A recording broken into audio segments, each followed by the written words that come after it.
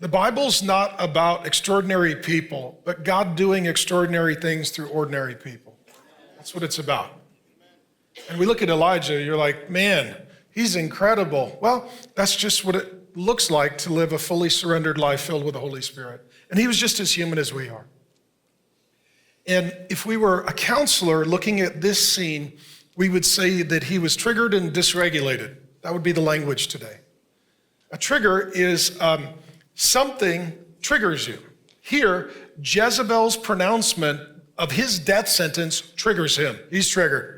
Says he was afraid and ran for his life and wanted to die. You're triggered. And he's dysregulated. When you're regulated, you have emotions. When you're dysregulated, your emotions have you. When you're regulated, you can control your emotions. When you're dysregulated, your emotions control you. You know what I'm talking about? How many of you could just tell, there's some people, like you're dysregulated, you're just not doing good today. Like what you're thinking and feeling and sensing is not in the rational part of the brain, it's in the emotional part of the brain. I love you, but we got to wait a little while to get the best version of you back to make decisions. And so here, I was wondering, why did this trigger him and dysregulate him? Because up until this point, had this same death sentence been pronounced on him publicly repeatedly? Yeah. When it didn't rain for 3.5 years, they put a bounty on his head. He spent years under a death sentence, the most hated, hunted man in Israel. Why in this moment does it trigger him and dysregulate him?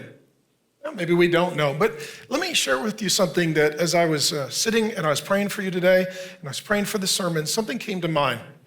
There's this phrase where he says, where he's laying in the woods, he says, I'm no better than my fathers.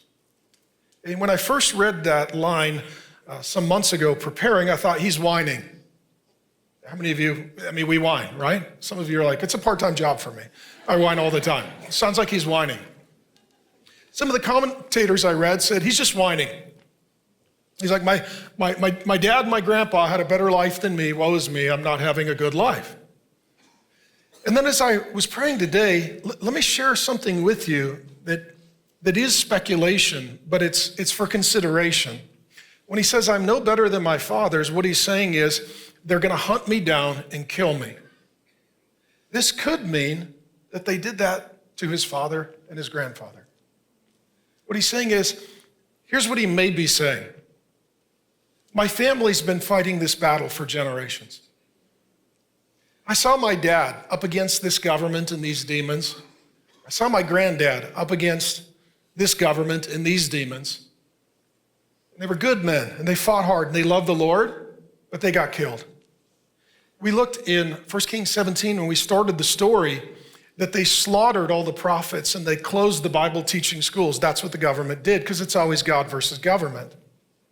We don't know anything about Elijah's family. All it tells us in 1 Kings 17, Elijah was a Tishbite. He came from the Tishbite region. That's all we know. But I wonder if he didn't come from multiple generations of godly family. I wonder if the reason we don't hear about his mom and his dad and his brothers and his sisters is because they were all slaughtered. This may explain why Elijah has no wife and no kids. Once you've seen your family slaughtered, you don't want to have a family. Especially if you know that you've got a prophetic calling on your life that's going to lead to a lot of conflict. It doesn't really work to run for your life through the wilderness with a stroller.